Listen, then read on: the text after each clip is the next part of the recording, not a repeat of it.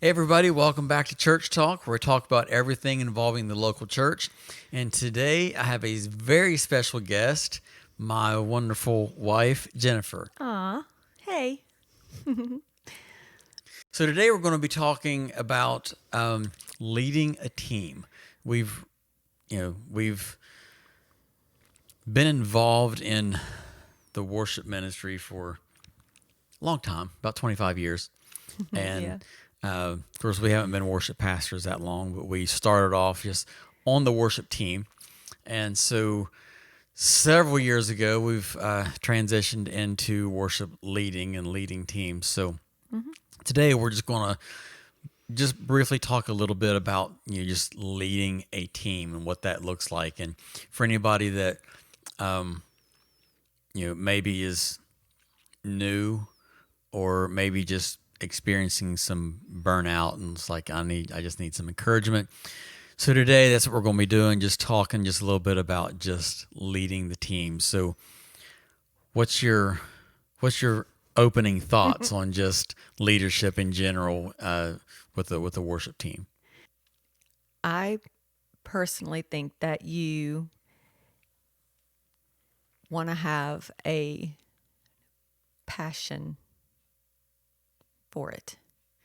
Um, that it's not just something that you are like, oh, you just get up one day and be like, I want to do that. But it's something that you know that the Lord is leading you into doing it. Because if it's not, then you will get burnout really quick and worn out and tired, because you have to, I believe, love what you're doing. Yeah. And I think too, loving the people that you're leading Yes, exactly. is Yeah. big, because if you are just in it to sing songs, Mm-hmm. you're in it for the wrong reason. Yes, definitely. and knowing the people that you're leading and being really involved with them, I think is really important, Mm-hmm. because it's hard to lead somebody really in any ministry. It's hard to lead somebody if you don't know them, Mm-hmm. and they're not going to follow somebody that they don't know as well. Yeah. So, and with us, I mean, we've been involved in our local church now, this particular, where we are now, Mm-hmm. for about 8 months or so. Mm-hmm. So we're still, in the learning our people, learning those who we are leading, and also the team, where we have weekly practices and then weekly rehearsals, and so during that time of getting together, we're developing those good relationships Mm-hmm. like we need to. But what does it look like on like a from your perspective? Because I know the way that we do our ministry is, I'm a worship pastor, but you are Mm-hmm. also the worship pastor, because you're part of it. We do it together. So, like, when I make a decision, and how like maybe it's the song that we're not going to sing because of some lyrics in it or something, or we're going to do a song a different way, and then it's like it's difficult to pick up because I hear it in my mind of how I want it to go, but then you're trying to lead the team as well, but you don't hear what I'm hearing. Mm-hmm. How do you get everybody else to kind of follow along with what help me, like, get everybody like focused on, if that Um, makes any sense? well, because I'm married to you. So, and I've been so used to leading next to you for years. I've just been used to waiting on you to, just kind of always step back and wait to see how the Lord leads you into leading a song. So I don't really sing anything. until you have it figured out. And our team, they just follow. We don't lead by force. No one should really have to lead by force if, they're kind, gentle. If they lead like Jesus, people don't need to lead by force. You're not a boss. Yeah. And that's not how you lead. So they do the same thing. I don't have to tell them, this is how Rob wants the song done. They just stand back and they wait. So, if they have a question, like they'll ask, oh, should I sing here? Should I not sing here? But just by following you this 8 months or so, they watch and they are just like, they just wait. So and I think they do the same thing with me. They just watch and they're like, okay, so we're going to sing when, Jen sings. And so we tell them, if you find a part, you sing where you're comfortable in singing.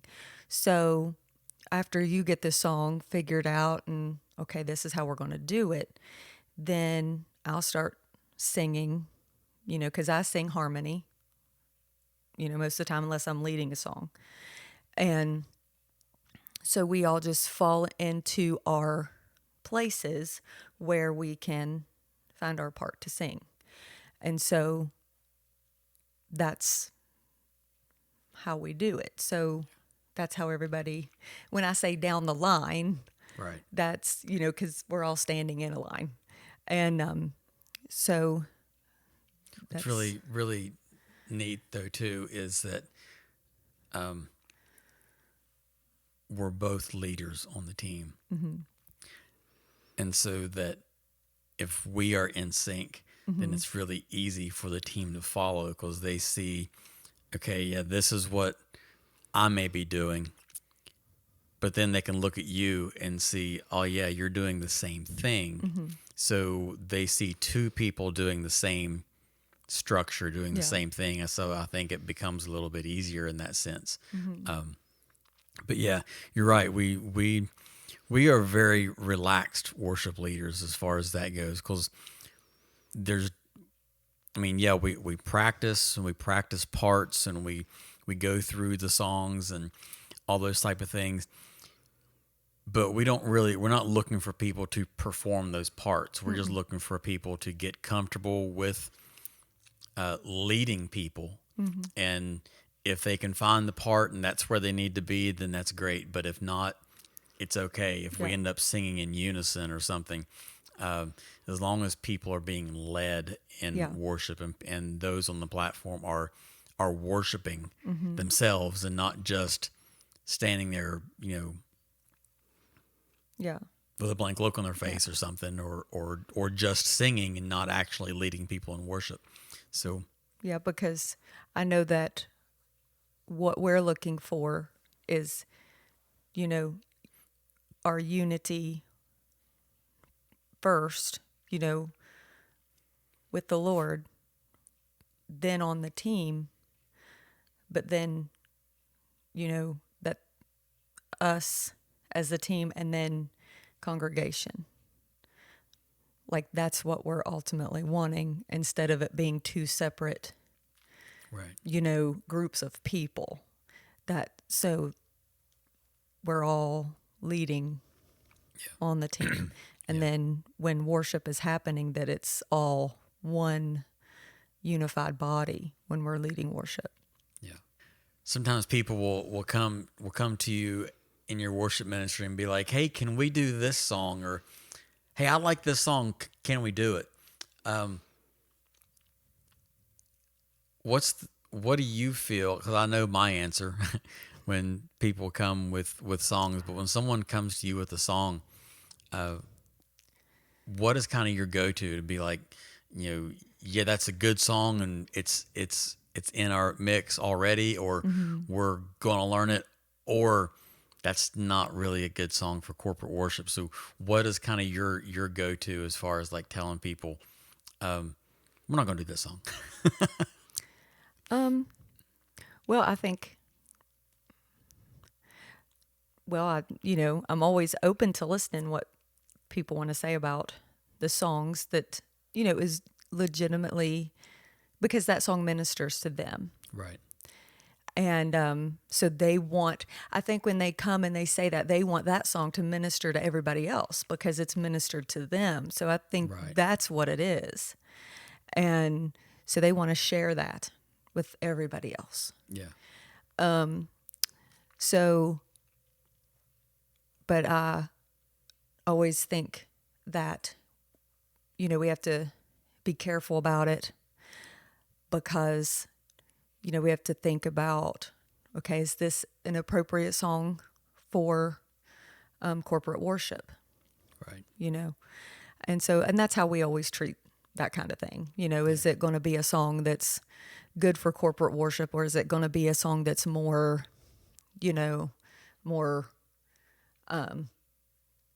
that's just one that's just meant for your personal. Those open up really good teaching times too, because there's opportunities on like Wednesday evenings when we come together for Bible studies and things like that we can incorporate that into our teaching about like those songs that people really like, that we've often called them like radio songs because they're written by the writer to minister to you, the listener, not so much to sing to the Lord, but it's a song to minister to you, the person who's listening. And like you said, a lot of times people will they hear those songs and they love them because they are being ministered to. Yeah. But they don't. I'm not saying this in a like a harsh way or anything, but a lot of times people don't have an understanding of when we come together for corporate worship that Jesus has to be the center of that worship, not us being on the receiving end. We are in the giving end when it's time to worship corporately.